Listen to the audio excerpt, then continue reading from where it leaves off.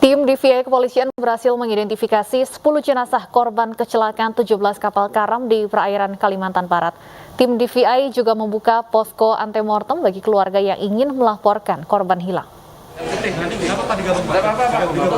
Posko tim DVI Polda Kalimantan Barat terus menerima laporan kehilangan dari keluarga korban 17 kapal karam di posko antemortem.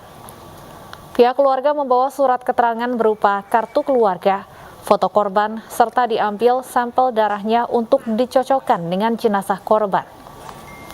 Hingga saat ini sebanyak 10 jenazah korban kecelakaan 17 kapal karam di perairan Kalimantan Barat berhasil diidentifikasi. Sudah menerima dari Basarnas kurang lebih 10 kantong jenazah. 10 kantong jenazah sudah kami identifikasi dan cocok juga dari keterangan dari keluarga korban yang memberikan keterangan di sini. Kemudian kami identifikasi di Pencarian korban kapal karam di perairan Kalimantan Barat terus dilakukan. Pagi tadi satu kapal kembali dilaporkan hilang kontak sehingga total terdapat 17 kapal nelayan yang tenggelam akibat cuaca buruk. Kita berangkat tadi. Datang tadi malam. Memasuki hari kelima, tim pencarian yang terdiri dari Basarnas, Polairut, dan Kodam 12 Tanjung Pura terus menyisir lokasi karamnya 17 kapal di wilayah perairan Kalimantan Barat. Tim pencarian mengerahkan 20 kapal, ditambah 2 pesawat, dan 1 helikopter.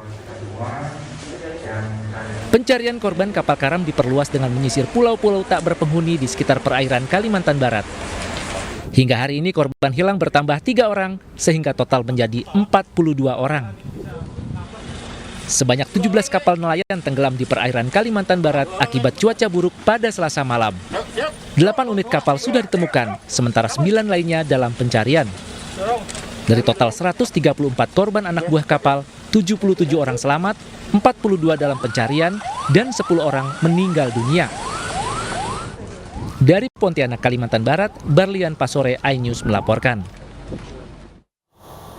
Untuk informasi terkini terkait pencarian korban kapal karam di perairan Kalimantan Barat, sudah bergabung bersama kami Kepala SAR Pontianak, Yopi Haryadi. Selamat sore, Pak Yopi. Selamat sore, Mbak. Baik, Pak Yopi, bagaimana update terkini pencarian dan jumlah kapal yang tenggelam? Oke, baik, Mbak. Seperti yang sama-sama kita saksikan bahwa operasi SAR ini merupakan operasi SAR gabungan dari 19 instansi, baik dari Basarnas, Pemda, TNI, Polri, dan instansi lainnya. Sedangkan untuk pelaksanaan operasi SAR, kita hari ini mendapatkan informasi lagi terhadap satu kapal yang hilang, tapi alhamdulillah ditemukan dalam keadaan selamat, yaitu satu buah kapal pemancing 3 orang, dan semuanya ditemukan dalam keadaan selamat, sehingga total ada 18 kapal yang mengalami hilang dalam keadaan cuaca ekstrim pada hari Rabu dini hari. Dan ada satu tambahan, ada keluarga yang melaporkan dari KM Kawan Lama yang tadinya jumlahnya 10 menjadi 11. Jadi total yang masih dalam pencarian pada saat ini adalah sejumlah 83 orang. 80 kita temukan dalam keadaan selamat, 15 dalam keadaan meninggal dunia. Dan ada 2 orang yang telah teridentifikasi kembali. Jadi yang belum teridentifikasi berjumlah 3 orang. Total keseluruhan korban adalah 138 orang. Dan dalam pelaksanaan SAR kali ini, kita juga menggunakan unsur udara. Pagi hari tadi sudah dilaksanakan dengan menggunakan heli Bell 429 milik Polri yang telah melaksanakan pencarian kurang lebih 1 jam di daerah pencarian pada pagi hari. Kemudian pada siang hari dilanjutkan dengan menggunakan pesawat CN 235 220 MPA P8305 milik Patroli Maritim TNI Angkatan Laut untuk berada di lokasi kurang lebih 2 jam melaksanakan pencarian dengan coverage hampir 1000 nautical mil persegi. Dan memang cuaca sangat mendukung untuk melaksanakan pencarian, dan hasil dari pencarian lewat udara itu ditindaklanjuti dengan unsur-unsur yang ada di laut. Nah, ini pesawat yang digunakan dalam pencarian dengan menggunakan unsur udara dari CN 235. Dan ini adalah tes area yang dilaksanakan oleh heli Bel 429 milik Polri. Baik. Ya, dan ini adalah unsur yang melaksanakan di laut. Kita bagi menjadi 4 sektor dengan luas kurang lebih 1.800 nautical mil persegi.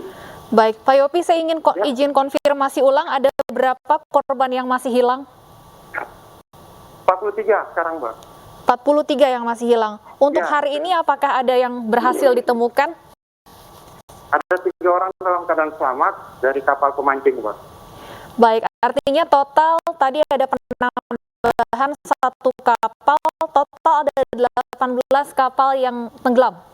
Betul, pada saat kejadian yang sama. Baik, dari 18 kapal ini berapa yang sudah ditemukan, Pak Yopi?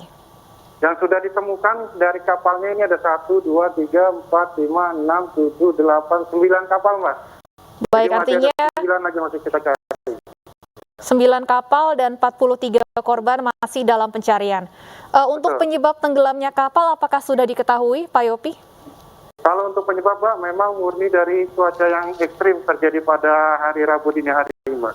Dengan gelombang tinggi hingga 5 meter, kemudian kecepatan angin hingga 30 knot, dan hujan deras yang tidak henti, demikian, Mbak. Tapi selama pencarian ini cuacanya seperti apa? Apakah sudah membaik? Sudah membaik, Mbak. Pada hari pertama dan hari kedua memang cuaca masih buruk, ombak masih tinggi, 4 meter. 3 hari terakhir ini sudah membaik, kita laksanakan pencarian lebih maksimal, dan memang akan kita perluas kembali, Mbak. Jadi memang untuk daerah pencarian itu akan kita perluas sesuai dengan star map prediction yang kita punya, yang memang harus kita perhitungkan. Kalau kita lihat dari sini, Mbak, ada titik-titik di mana kemungkinan korban itu terdampar di pesisir. Nah, tadi juga kita laksanakan pencarian dengan menggunakan rubber boat, dan juga dari unsur TNI Angkatan Darat melaksanakan penyisiran di sepanjang pantai di Kalimantan Barat, selain di pulau-pulau yang tidak berpenghuni. Demikian, Mbak. Baik, dengan adanya perluasan wilayah pencarian ini, apakah perlu ada penambahan tim dan alat untuk mempercepat pencarian? Baik, Mbak, untuk penambahan tim sangat diperlukan, Mbak. Itu kami mendapat dukungan dari Kodam 12 Tanjung Pura. Untuk unsur terbawahnya juga melaksanakan penyisiran di tepi pantai. Dan juga dari TNI Angkatan Laut juga mengerahkan kapal-kapal yang bisa menyisir di perairan dangkal, ya, termasuk dengan menggunakan rubber boat, serta juga dari Basarnas juga mengerahkan rubber boat untuk menyisir daerah pantai. Demikian, Mbak. Baik, terima kasih banyak atas informasinya Pak Yopi Haryadi, Kepala Kantor SAR Pontianak. Kami harapkan tentunya korban yang hilang bisa segera ditemukan. Pemirsa, 1 orang tewas akibat kecelakaan beruntun yang melibatkan 6 kendaraan di Jember, Jawa Timur. Kecelakaan diduga akibat sopir salah satu kendaraan berkendara dengan ugal-ugalan.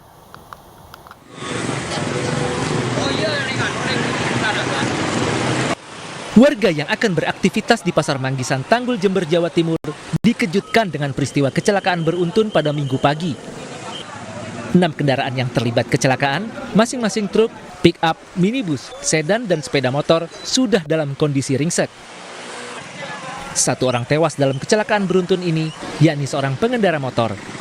Sedangkan 3 korban luka langsung dibawa ke rumah sakit. Warga dan polisi kemudian mengevakuasi kendaraan yang terlibat kecelakaan. Menurut keterangan saksi, kejadian bermula saat truk pengangkut cabai dari arah Jember, Surabaya melaju dengan kecepatan tinggi. Lantaran jalanan gelap, truk menabrak beberapa kendaraan yang ada di depannya. Di TKP kita temukan truk pickup Brio dalam kondisi rusak dan sepeda motor terjepit oleh Brio dan pickup. Jajaran Polantas Polres Jember masih melakukan penyelidikan untuk mengungkap penyebab kecelakaan. Dari Jember, Jawa Timur, Bambang Sugiarto, iNews melaporkan. Polisi menangkap 2 pelaku pembunuhan yang dilatar belakangi utang. Kedua pelaku nekat menghabisi temannya sendiri karena tak sanggup melunasi utang penjualan ponsel.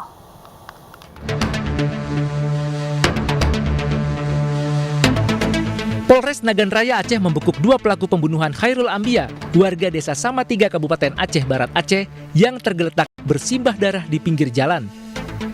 Kedua pelaku RM dan RC nekat menghabisi nyawa temannya sendiri karena terdesak membayar utang penjualan telepon genggam senilai 1 juta rupiah. Jasad korban ditemukan warga tewas bersimbah darah di desa Simpangpet, Kecamatan Kuala, Kabupaten Nagan Raya, Aceh. Korban meninggal di tempat kejadian dengan beberapa luka senjata tajam. Kalau kita lihat tidak direncanakan, tapi awal permasalahan kan sempat cekcok masalah utang piutang. Nah, kalau nggak, saya nggak mau tahu, pokoknya uang saya harus ada. Selain menangkap kedua pelaku, polisi juga mengamankan sejumlah barang bukti telepon genggam, uang tunai, serta sebilah pisau atau sangkul yang digunakan pelaku untuk membunuh korban. Tersangka dijerat pasal 338 KUHP tentang pembunuhan dengan ancaman hukuman 15 tahun penjara. Dari Kabupaten Nagan Raya, Aceh, Afsan, iNews melaporkan. Cemburu dan menuduh cintanya dikhianati, seorang pemuda di Palembang, Sumatera Selatan tega menganiaya kekasihnya dengan brutal. Pelaku juga merusak ponsel korban yang berisi percakapan mesra dengan pria lain.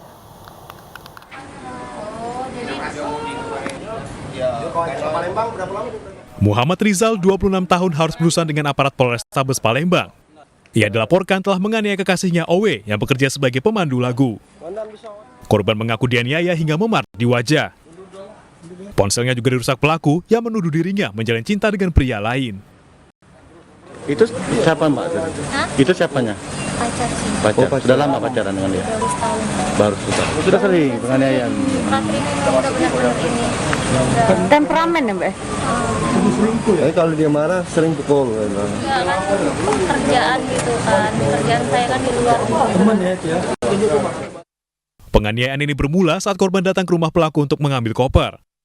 Pelaku kemudian meminta ponsel korban dan mendapatnya dengan percakapan mesra kekasihnya dengan pria lain. Pelaku kemudian menuduh korban telah berselingkuh dan berujung dengan perdebatan antara keduanya. Pelaku yang sudah terbakar api cemburu lalu menganiaya korban dengan tangan kosong hingga memar di wajah dan cakaran di leher. Pelaku kemudian membanting ponsel korban hingga rusak. Tersangka merasa cemburu dengan pacarnya itu, jadi udah memecahkan HP, terus mencakar mukanya. Korban statusnya sendiri apa bang pekerjaannya? Tersangka korban sendiri pekerjaannya apa? Pekerjaan korban LC. Bang, korban luka di bagian mana bang? Di dekat bibir, di muka. Kawapui berarti. Atas terpaksa mungkin. Dia hanya tidak mana? Iya ada bukti chatnya. Terus? Iya kau. Pelaku kini harus mendekam di sel tahanan Polrestabes Palembang untuk diproses hukum. Dari Palembang, Sumatera Selatan, Guntur, iNews melaporkan. Informasi menarik lainnya akan kami hadirkan usai jeda berikut. Tetaplah di iNews Sore.